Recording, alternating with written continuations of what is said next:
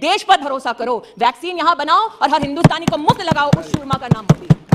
इसलिए आज इतना ही कहती हूं कि विघ्नों को गले लगाया, कांटों में राह बनाया, और इसीलिए कांटों में राह बनाने के लिए और भारत के नवनिर्माण के संकल्प के साथ संकल्पित अमेठी को भी आशीर्वाद देने के लिए मैं देश के प्रधान सेवक का आभार व्यक्त करती हूं, अभिनंदन करती हूं और महामहिम राष्ट्रपति जी को इस सदन के माध्यम से कहना चाहती हूं पुनः कि वो सिर्फ महिलाओं का नहीं, सिर्फ आदिवासी परिवारों का नहीं, बल्कि राष्ट्र का गौरव है। और अमृत काल में हमारे राष्ट्र में इसी प्रकार की महिला और सामाजिक परिस्थितियों से उत्थान करने वाली महिला का उल्लेख बार बार हमारे इतिहास में स्वर्णिम अक्षरों में हो। अमृत काल में मेरी प्रभु से यही प्रार्थना है।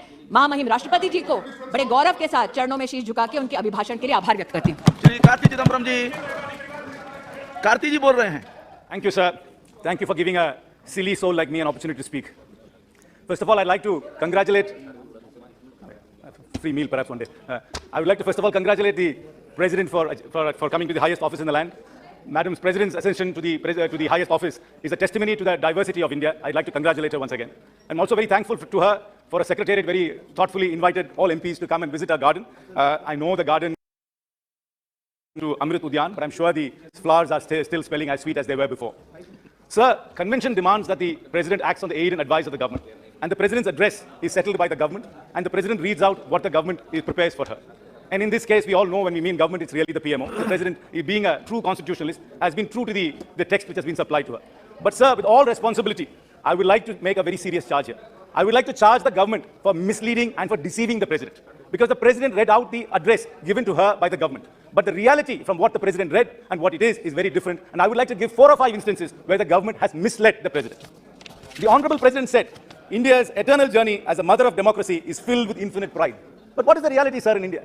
Opposition is stifled, voices of dissent is quelled, agencies are let loose on political opponents, governments are disturbed, Raj Bhavans are used to destabilize elected governments, there is horse trading. This is the reality of the Indian democracy today. But the President was misled.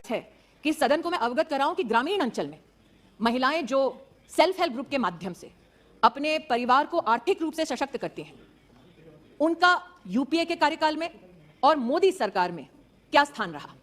हम सब इस बात को जानते हैं कि एक सदस्य ने यहां चुनाव का उल्लेख किया कि एक चुनाव से पहले एक बहुत ही प्रचलित इंटरव्यू था जिसमें विमेन्स एम्पावरमेंट की बार-बार बात हुई, लेकिन वो शब्द धरती पर कितने फलीभूत होते हैं उसका मैं एक प्रमाण यहां देना चाहती हूं।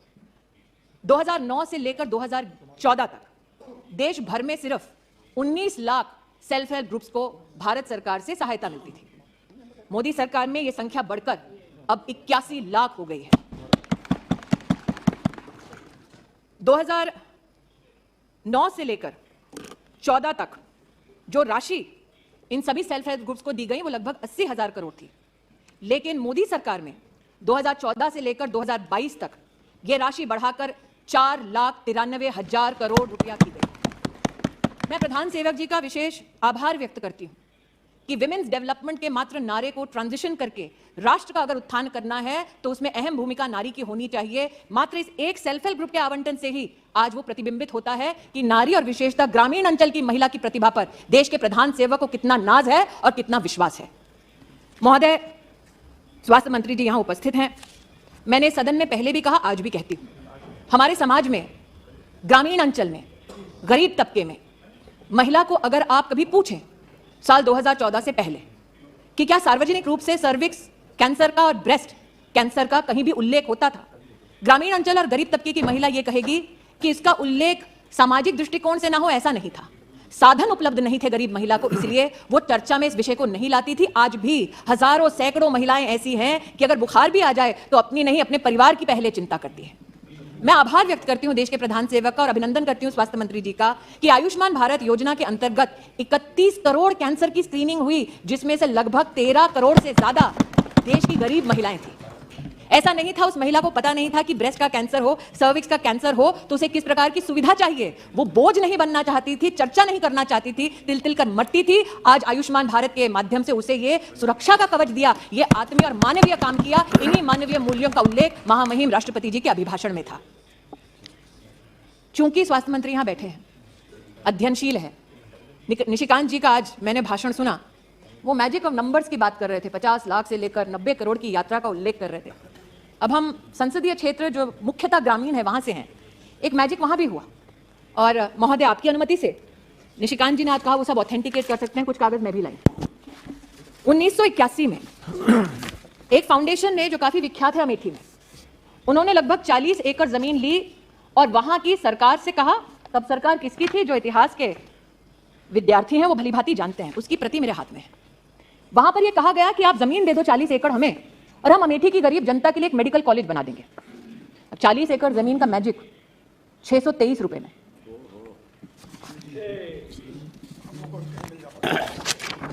623 रुपए का रेंट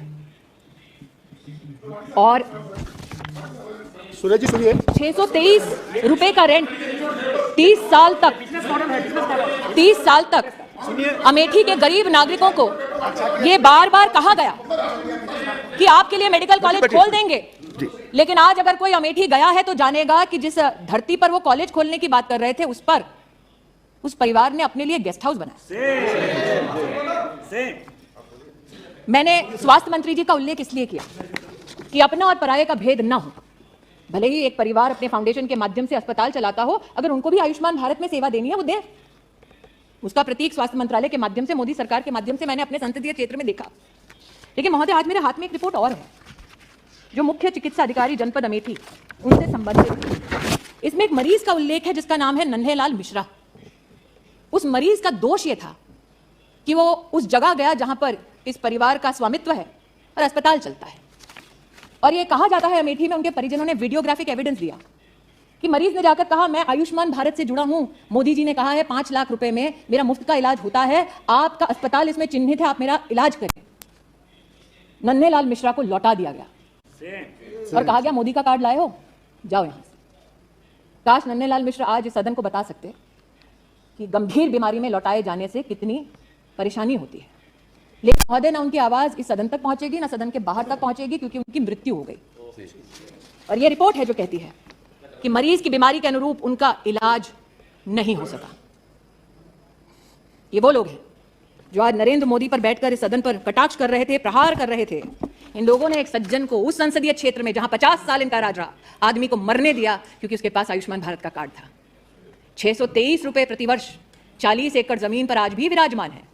लेकिन आभार व्यक्त करती हूं देश के प्रधान सेवक का, अमेठी को पहला मेडिकल कॉलेज 290 करोड़ से ज्यादा की लागत पर अगर किसी ने दिया तो मानवीय मूल्यों का परिचय देते हुए नरेंद्र दामोदर दास मोदी ने दिया। यहां बहुत ठहाके लगाए गए कि कोई यात्रा पे निकला था इसलिए उनको लोगों ने कहा कि भैया जमीन हमारी जा रही है।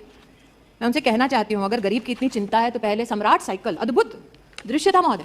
सिर्फ 1980 के दशक में अस्पताल के नाम से झांसा नहीं दिया गया, कहा गया आइए इन्वेस्ट कीजिए, अपनी फैक्ट्री खोलिए, और फैक्ट्री खुलवाई गई। मुझसे ज्यादा अर्थशास्त्र के ज्ञानी निशिकांत जी ऐसे वो मैजिक बता पाएंगे कैसे हुआ। कहा गया आइए फैक्ट्री लगाइए, फैक्ट्री का शिलान्यास करने हम आएंगे, फीता काटेंगे। अचानक फैक्ट्री वो बंद हो जाती है और जमीन फाउंडेशन को चली जाती है। फैक्ट्री की जमीन है ताकि वहां पर नया साधन इंडस्ट्रियल खड़ा हो सके, मैन्युफैक्चरिंग हो सके, कागज पर दस्तावेज पर चिन्हित है कि आप यहां पर सिर्फ कमर्शियल एक्टिविटी कर सकते हैं। लेकिन अचानक वो जमीन परिवर्तित हो जाती है परिवार के पास, और वो परिवार नहीं अभी है भाई साहब, बताते हो डेट्स। वो परिवार उस जमीन को लेता है, उनके फाउंडेशन में लिखा आप कमर्शियल एक्टिविटी नहीं कर सकते। इतने साल वो जमीन खाली नहीं करते।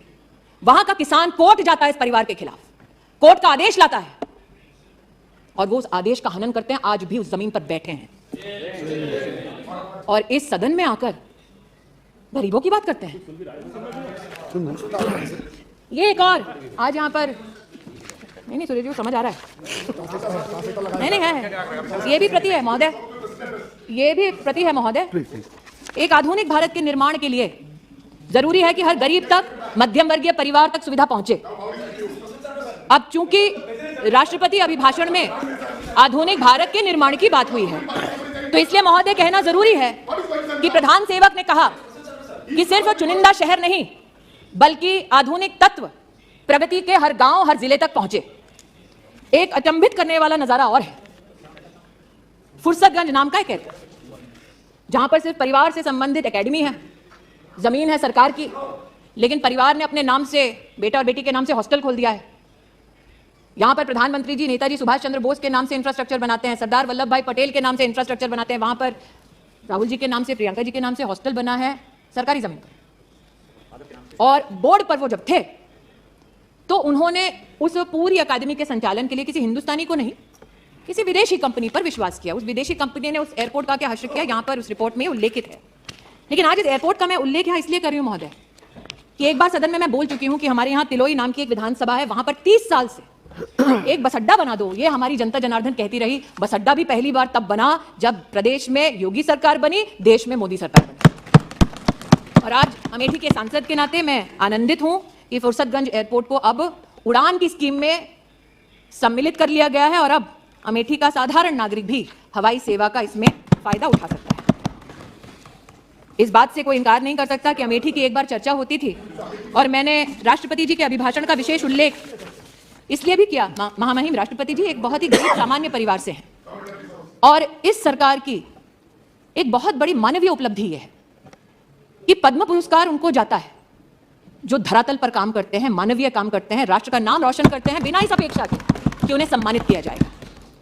जिसे सालों साल वीआईपी कॉन्स्टिट्यूएंसी कहा जाता था, वहां परिवार से संबंधित नेताओं को तमगा जरूर मिलता था, लेकिन अमेठी में पहली बार एक बेटी को स्पोर्ट्स में पद्म पुरस्कार अगर किसी ने दिया तो वो शोभा अमेठी की बढ़ाई हमारे प्रधान सेवक ने और वो आशीर्वाद दिया महामहिम राष्ट्रपति जी ने। मैं सुधा उस बेटी की ओर से आज आभार व्यक्त करती हूँ। महामहिम राष्ट्रपति जी, हाँ, मैं माइनॉरिटीज की भी वो बात करना चाहते हैं। मैं माइनॉरिटीज की भी महोदय, वैसे आपका महोदय निर्देश ये रहता है, आपका ये निर्देश रहता है महोदय कि सिर्फ चेयर जो बोले उसको सुनो वक्तव्य के अलावा कुछ भी और जो निजी वक्तव्य दे रहे हैं ताकि मैं भाषण अपना बंद कर दूं उनको ना सुनो।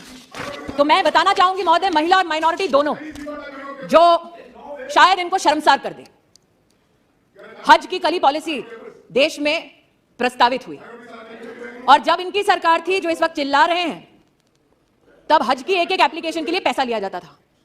जो हज पे नहीं जा रहा उससे भी पैसा लिया जाता था और पहली बार फॉर्म के लिए पैसा गरीब मुसलमान को ना भरना पड़े ऐसी पॉलिसी मोदी सरकार लाई। 50,000 रुपए हज की यात्रा, उसमें कम खर्चा करना पड़ेगा गरीब को, यह भी कदम मोदी सरकार ने उठाया और भारत की तिजोरी से पैसा निकाल कर यह नहीं किया, अनुशासित प्रशासनिक ढांचे के माध्यम से यह किया।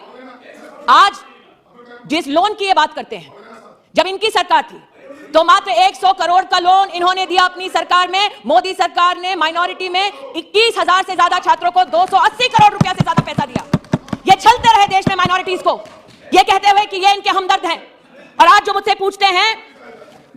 पूछते हैं कि आपने क्या किया महिला का, अगर आप जेंडर बजट देखें महोदय, तो 2014 में जब इनकी सरकार थी और जो बजट अभी घोषित हुआ है, उस पूरे बजट में जेंडर बजट एक एक मंत्रालय में 130% का इजाफा हुआ है। जवाब दें कि जब इनकी सरकार थी तब इन्होंने महिला को केंद्र बिंदु बनाकर इस प्रकार का आवंटन क्यों नहीं किया। मैं आज दिनकर जी को याद करती हूं। राष्ट्रकवि ने कहा था, प्रण करना है सहज, कठिन है लेकिन उसे निभाना। सबसे बड़ी जांच है व्रत का अंतिम मोल चुकाना। संकल्प मोदी ने किया और इसीलिए आज कीमत चुकाते हैं जब आप बिना किसी तथ्य के उन पर कटाक्ष करते हैं, उन पर आरोप मढ़ते हैं। जिन्होंने आज इस सदन में आरोप मढ़ा वो बताएं कि 40 एकड़ भूमि पर आज भी 623 रुपए क्यों देते हैं, वो भूमि छोड़ते क्यों नहीं और सरकार को वो भूमि लौटाते क्यों नहीं। जिन्होंने आज इस सदन पर कटाक्षों की लहर गिना दी, उनसे पूछती हूं, सम्राट साइकिल अमेठी के किसानों की जमीन आज भी क्यों उस खानदान ने हड़पी है, लौटाते क्यों नहीं कोर्ट ऑर्डर के बावजूद। लेकिन ये मात्र जमीनों की बात नहीं है महोदय, कुछ और तथ्य हैं जो इनको शर्मसार करेंगे। जहां 50 साल एक खानदान ने प्रतिनिधि बनकर इस देश की संवैधानिक स्थानों पर, कुर्सियों पर हक जताया, उन लोगों का उन्होंने क्या हश्र किया मैं बताना चाहती हूं। महामहिम राष्ट्रपति जी ने अपने अभिभाषण में कहा कि प्रतिदिन सरकार प्रधानमंत्री आवास योजना के अंतर्गत 11,000 घर बनाती है। मैं कहना चाहती हूं कि अमेठी में महोदय 93,000 घर हमारी सरकार ने बनाकर दिए।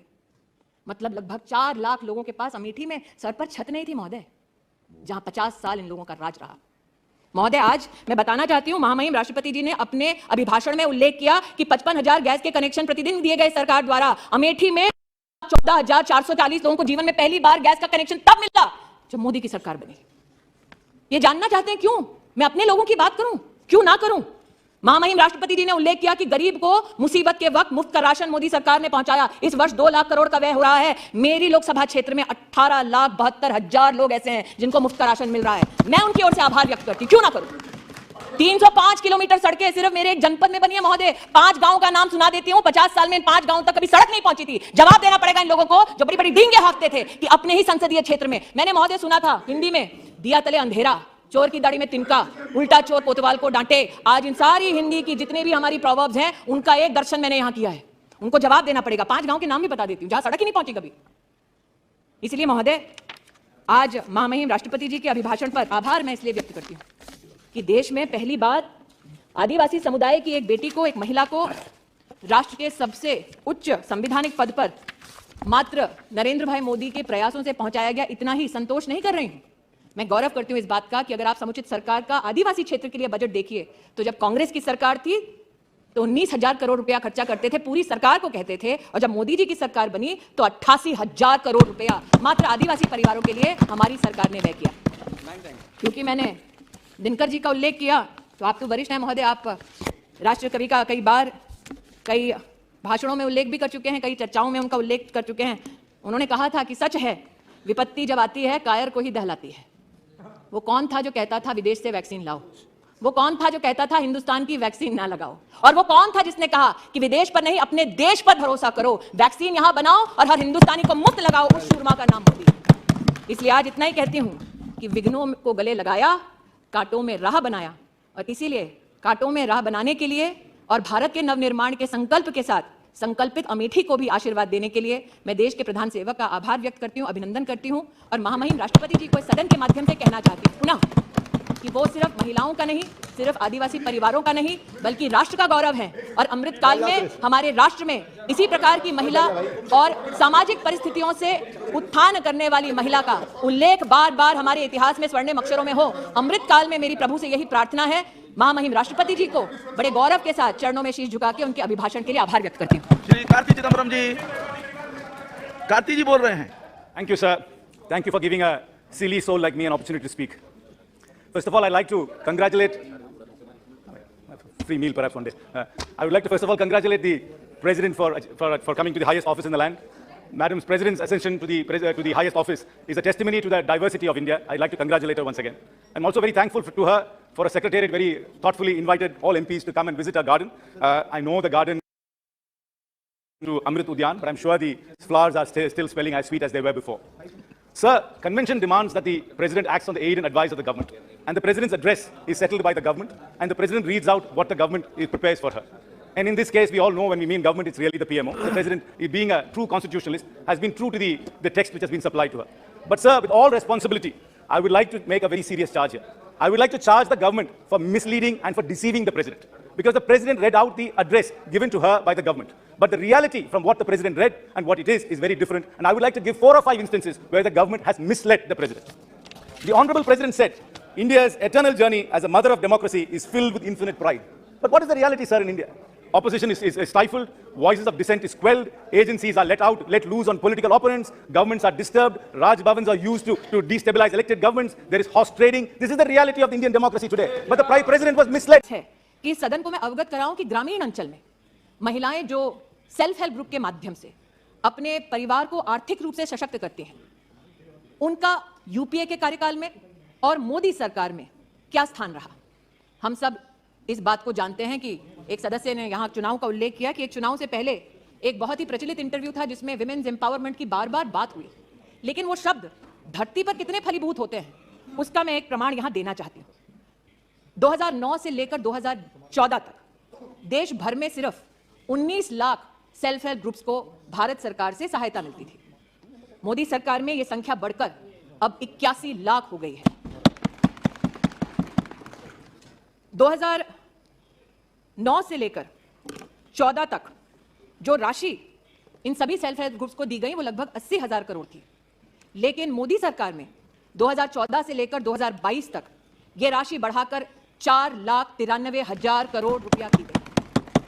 मैं प्रधान सेवक जी का विशेष आभार व्यक्त करती हूं कि विमेन्स डेवलपमेंट के मात्र नारे को ट्रांजिशन करके राष्ट्र का अगर उत्थान करना है तो उसमें अहम भूमिका नारी की होनी चाहिए। मात्र इस एक सेल्फ हेल्प ग्रुप के आवंटन से ही आज वो प्रतिबिंबित होता है कि नारी और विशेषतः ग्रामीण अंचल की महिला की प्रतिभा पर देश के प्रधान सेवक को कितना नाज है और कितना विश्वास है। महोदय, स्वास्थ्य मंत्री जी यहां उपस्थित हैं। मैंने सदन में पहले भी कहा, आज भी कहती हूं, हमारे समाज में ग्रामीण अंचल में गरीब तबके में महिला को अगर आप कभी पूछें साल 2014 से पहले कि क्या सार्वजनिक रूप से सर्विक्स कैंसर का और ब्रेस्ट कैंसर का कहीं भी उल्लेख होता था, ग्रामीण अंचल और गरीब तबके की महिला यह कहेगी कि इसका उल्लेख सामाजिक दृष्टिकोण से ना हो ऐसा नहीं था। साधन उपलब्ध नहीं थे गरीब महिला को, इसलिए वो चर्चा में इस विषय को नहीं लाती थी। आज भी हजारों सैकड़ों महिलाएं ऐसी हैं कि अगर बुखार भी आ जाए तो अपनी नहीं अपने परिवार की पहले चिंता करती है। मैं आभार व्यक्त करती हूं देश के प्रधान सेवक का और अभिनंदन करती हूं स्वास्थ्य मंत्री जी का कि आयुष्मान भारत योजना के अंतर्गत 31 करोड़ कैंसर की स्क्रीनिंग हुई, जिसमें से लगभग 13 करोड़ से ज्यादा देश की गरीब महिलाएं थी। ऐसा नहीं था उस महिला को पता नहीं था कि ब्रेस्ट का कैंसर हो, सर्विक्स का कैंसर हो तो उसे किस प्रकार की सुविधा चाहिए। वो बोझ नहीं बनना चाहती थी, चर्चा नहीं करना चाहती थी, तिल तिल कर मरती थी। आज आयुष्मान भारत के माध्यम से उसे ये सुरक्षा का कवच दिया, ये आत्मीय और मानवीय काम किया। इन्हीं मानवीय मूल्यों का उल्लेख महामहिम राष्ट्रपति जी के अभिभाषण में था। चूंकि स्वास्थ्य मंत्री यहां बैठे हैं, अध्ययन